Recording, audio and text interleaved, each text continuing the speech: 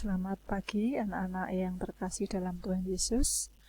Kita berjumpa lagi pada pertemuan yang ketiga untuk mata pelajaran akuntansi kelas 12. Dalam pertemuan ini kita akan membahas mengenai pengertian jurnal, karena kemarin minggu-minggu yang lalu kita membahas tentang pensamaan dasar akuntansi, tentang mekanisme pencatatan debit dan kredit.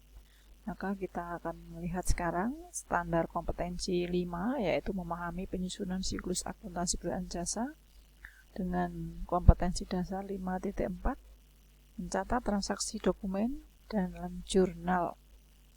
Tujuan pembelajaran memberikan pemahaman dan pengalaman pada siswa tentang pencatatan transaksi sumber dokumen ke dalam jurnal umum. Baik anak-anak, sebelum kita mulai ini, kita akan berdoa dulu. Dipersilakan untuk berdoa di rumah masing-masing. Berdoa dimulai. Cukup. Kita mulai dengan pengertian jurnal. Kata jurnal umum berasal dari bahasa Perancis, yaitu jour, yang berarti hari.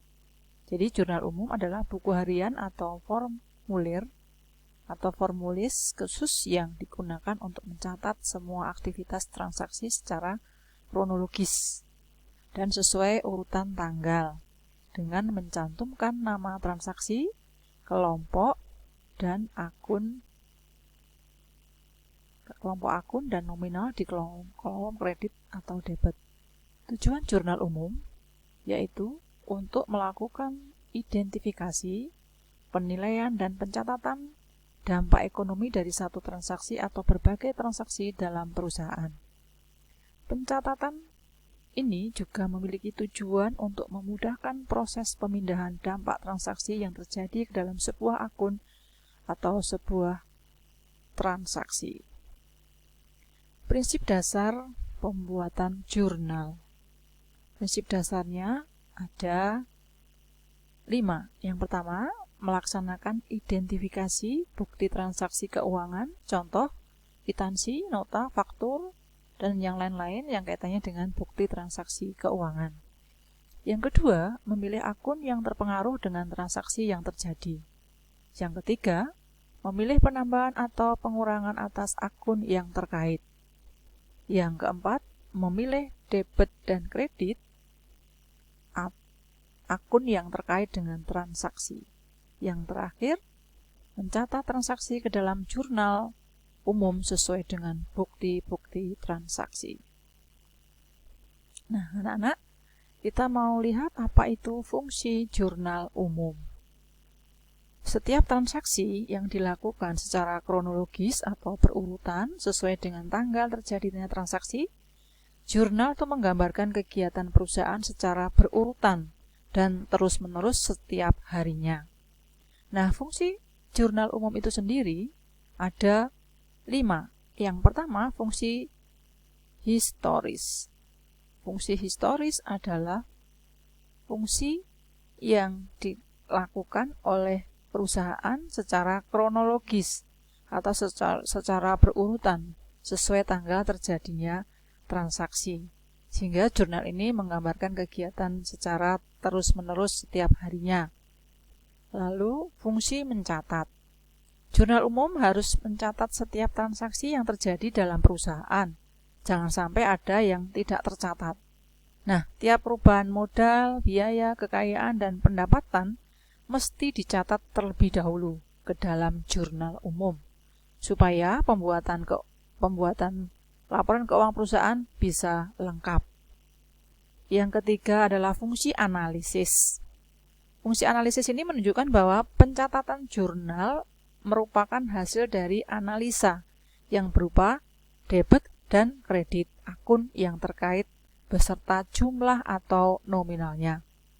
Analisis ini menyangkut pembagian nama akun, pencatatan dalam debit maupun kredit beserta jumlahnya. Yang keempat adalah fungsi instruktif. Apa yang dimaksud dengan fungsi instruktif? Jurnal umum memiliki fungsi memberikan perintah atau petunjuk dalam proses memasuki data ke buku besar.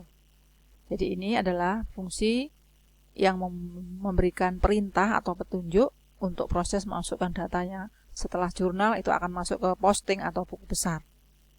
Perintah untuk debit dan kredit akun yang terkait sesuai catatan di jurnal. Pencatatan di jurnal umum bukan sebatas dokumen transaksi dalam perusahaan, tetapi bersifat instruktif atau instruksi. Yang terakhir, fungsi informatif. Jurnal umum juga berfungsi untuk memberikan keterangan seputar transaksi keuangan yang terjadi di dalam perusahaan secara jelas dan apa adanya.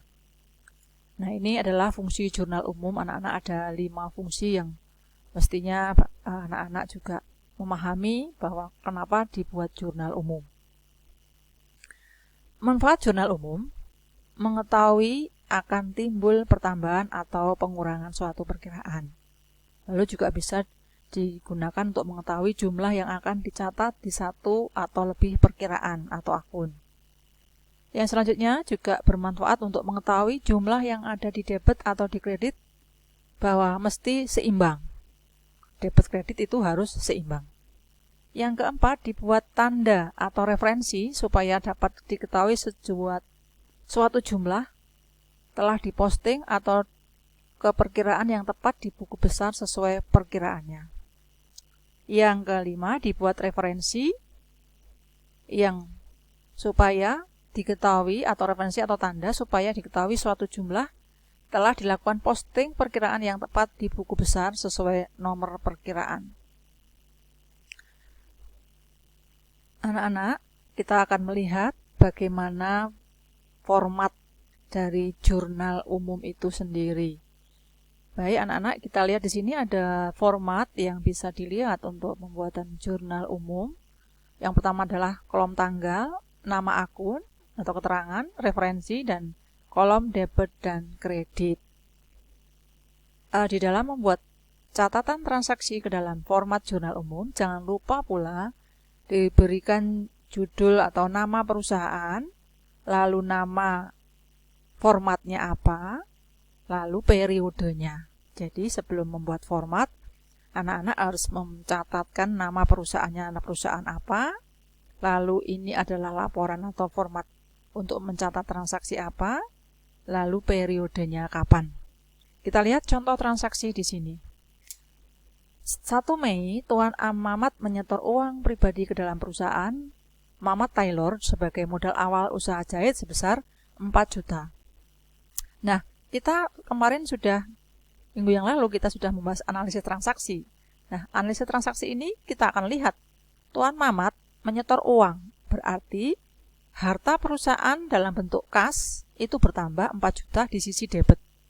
Ya, harta perusahaan itu apa ini? Tuan Mamat setor uang ke dalam perusahaan. Jadi uangnya Tuan Mamat ini disetorkan ke perusahaan, berarti uang perusahaan bertambah. Nah, uang bertambah artinya ada tambahan kas. Maka kas itu bertambah ada di sisi sebelah debit. Lalu di situ dikatakan sebagai modal awal. Maka di situ modal Tuan Ali bertambah sebesar modal bertambah sebesar 4 juta sebelah kredit. Nah, di situ kita lihat modal bertambah ada di sisi kredit. Maka kita lihat dalam bentuk formatnya. Formatnya kita lihat di situ kas bertambah debit, lalu modal bertambah kredit. Kita lihat soal selanjutnya.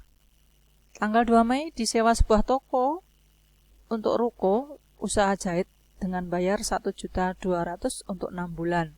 Maka perlu dianalisis juga. Kemarin kita sudah membahas analisis sewa dibayar di muka itu bertambah debit, karena itu adalah harta.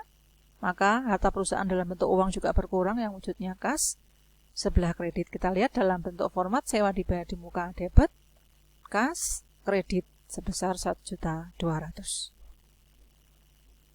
Tanggal 4 dibeli tunai perlengkapan jahit dengan harga 800. Analisisnya adalah harta perusahaan dalam bentuk perlengkapan itu bertambah sebesar 800 di sisi debit. Harta perusahaan dalam bentuk kas berkurang 800 di sisi sebelah kredit. Maka kita lihat dalam formatnya, nama akunnya perlengkapan jahit, debit bertambah, lalu kasnya berkurang. sisi kredit. Tanggal 10 Mei telah diselesaikan jahitan pakaian seharga 300 dan langsung diterima uangnya. Maka dianalisis menjadi harta yang perusahaan bertambah wujudnya kas, debit, dan pendapatan perusahaan bertambah sebelah kredit. Maka format dalam jurnal adalah kas bertambah debit 300, pendapatan perusahaan bertambah sebelah kredit 300.000.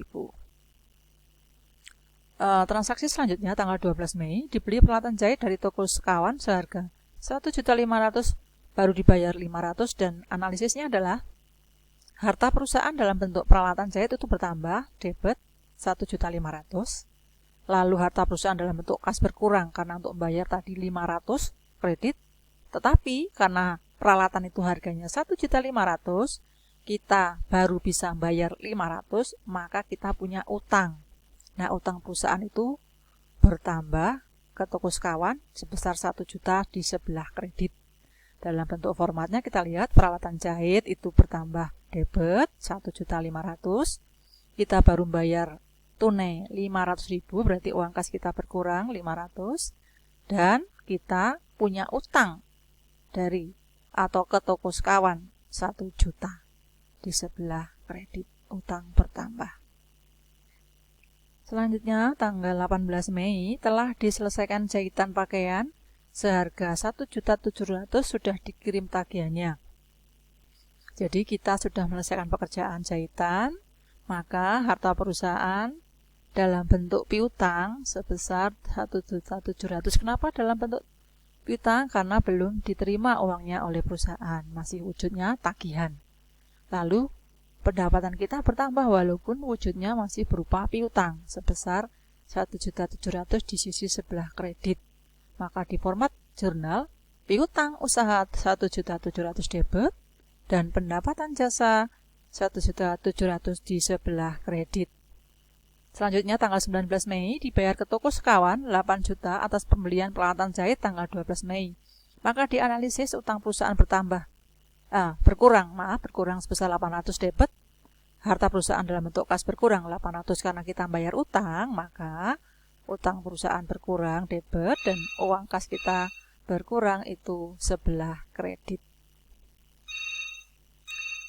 Tanggal 20 Mei dibayar gaji pegawai untuk 2 minggu kerja, maka beban gaji bertambah debit.